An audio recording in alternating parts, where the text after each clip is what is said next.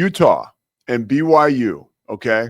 That game is going to be Saturday night, 8 Eastern time. You can watch it on Fox. Utah right now is a 3.5-point road favorite in Provo, which is a real surprise to me. I think BYU is looked at this year, I think, as a paper tiger, and no pun intended, with their quarterback being freshman Tiger, Tiger Bachmeier is a wide receiver, Bear Bachmeier. But you get what I'm saying. Wah, wah, wah. But you get my point. This game, okay, it's the 103rd meeting between these two schools, right? And the rivalry is palpable among BYU and Utah alums, right? I thought Kyle Whittingham this week had a great, and maybe he says this because Utah doesn't quite have the recruiting resources that BYU has now in this new era. This is flipped because there was a time when Utah wins 9 straight against BYU, right? When they're in the Pac-12 or Pac-10.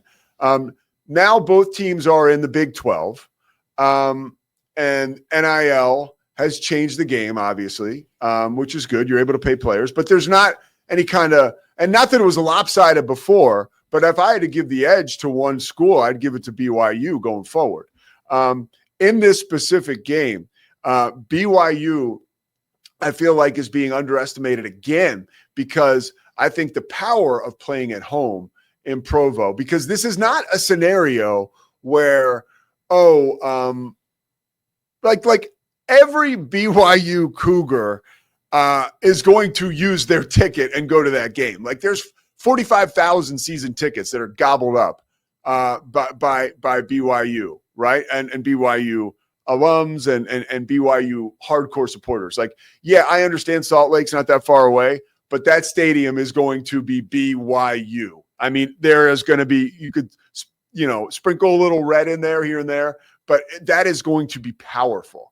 And I feel like Vegas and the folks out there are disregarding the power of that home field advantage. Now, back to what Kyle Whittingham said this week that I totally enjoyed was he was asked, hey, what about this game and recruiting?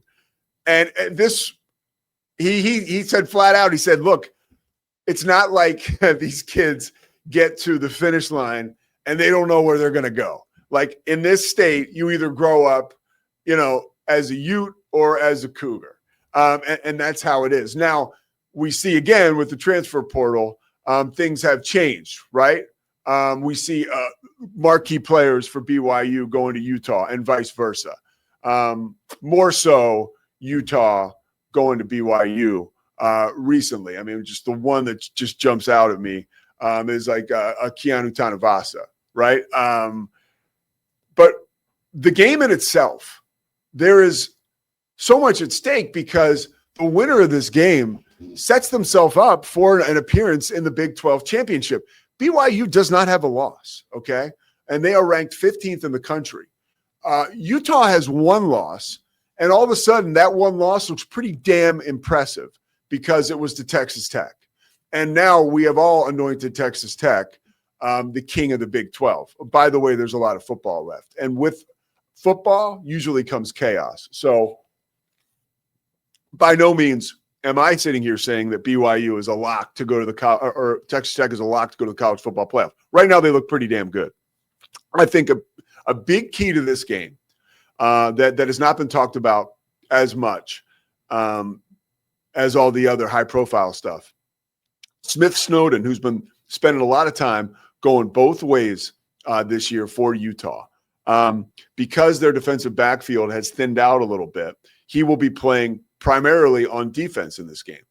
And I think that could lead to a big play for Utah on the defensive end, quite possibly a turnover. Remember, Bear Bachmeier is a freshman, and we saw some of that. We've seen some of that surface at times this year. Most recently the past 2 weeks, or more specifically the past 2 weeks.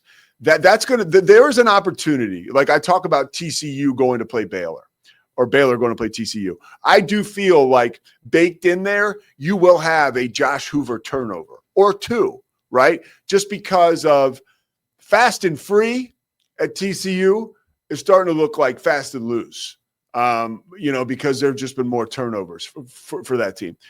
With BYU and Bear Bachmeier, he's done a nice job of taking care of the football, but at some point, I think that goes bust, at least for a game. I mean, he's a true freshman.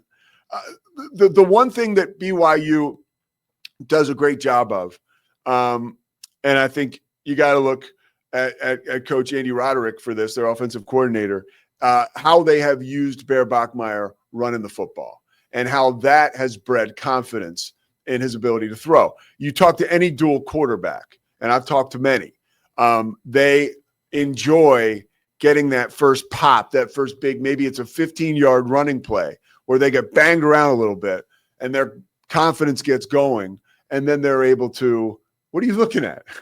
Scotty, what are you looking at? I'm listening to you.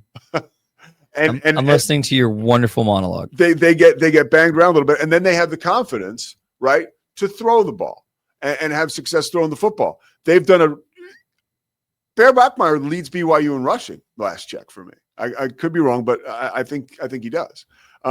So that's something that I think will be essential for them. And to keep the passes, right, they've done a nice job of, the short passing game leading to big plays, right? We saw it with Parker Kingston last week. We have seen it with other explosives where the 75-yard touchdown passes aren't necessarily, 75 or 70-yard throws. That would be pretty damn impressive. But, they're passing plays that have been completed and then have been extended. So at the end of the day, when you look at this matchup in this game, I have no clue who's going to win. I'd be lying to you if I told you I did. I know it's the first time these two teams are playing as ranked opponents since 2009, I think. Reading the Deseret News and talking to somebody like Jake Hatch and speaking with people out in Salt Lake City, this is probably the most high stakes, and I'm sure people can correct me on this or have opinions on this, but you could say this is the most high stakes matchup between these two teams of all time. And the best part about this is if you look, you can look it up on Wikipedia or whatever, like the schools dispute what the record is. Like literally what's the record for this game? Like it depends on what school you ask, which is like an amazing rivalry.